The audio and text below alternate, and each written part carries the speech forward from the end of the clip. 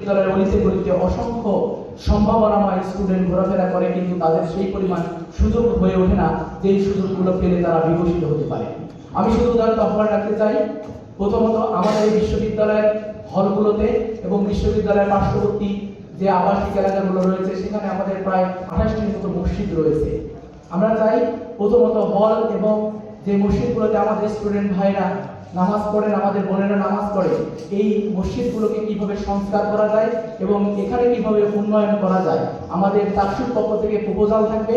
আমি আশা রাখবো আমাদের স্টুডেন্ট ভাই বোনদের জন্য, আমাদের সম্মানিত শিক্ষকদের জন্য, কর্মকর্তা কর্মচারীদের জন্য এবং তাদের সন্তানদের জন্য সম্মানিত ধর্ম উপদেষ্টা মহোদয় এতটুকু আমাদের দেখবেন ইনশাআল্লাহ। আবেদন জানাতে চাই যে আমাদের সর্বপ্রথম এই আগ্রাসনবাদী যারা আমাদেরকে আধিপত্যের ছায়ার মধ্যে আমাদেরকে আবদ্ধ করতে চেয়েছিল, এই ভারতীয় আধিপত্যবাদ চেয়েছিল আমাদের সংস্কৃতিকে বিনষ্ট করতে। আমরা সম্মানিত ধর্ম উপদেষ্টার কাছে আকুল আবেদন জানাই, চট্টগ্রাম বিশ্ববিদ্যালয় বিরাট একটি ক্যাম্পাস, এখান থেকে একাডেমিক এক্সেলেন্সি থেকে শুরু করে, ধর্মীয় জ্ঞান থেকে শুরু করে, সাংস্কৃতিক জ্ঞান থেকে শুরু করে প্রত্যেকটি সেক্টরে মানুষ সারা বাংলাদেশে পরবর্তী সময় নেতৃত্ব দেন। আমি সম্মানিত উপদেষ্টা মহোদয়কে শুধু এতটুকু আবেদন জানাই সকলের পক্ষ থেকে যে এই বিশ্ববিদ্যালয়ের সর্বপ্রথম ইসলামিক কালচারাল সেন্টার প্রতিষ্ঠার মাধ্যমে এই বাংলাদেশকে আসলে সত্যিকার পথ দেখানো যায় কিনা ভেবে দেখবেন ইনশাআল্লাহ।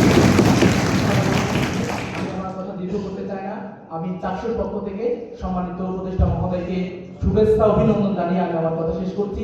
আসসালামু আলাইকুম ওয়া রাহমাতুল্লাহি ওয়া বারাকাতুহু।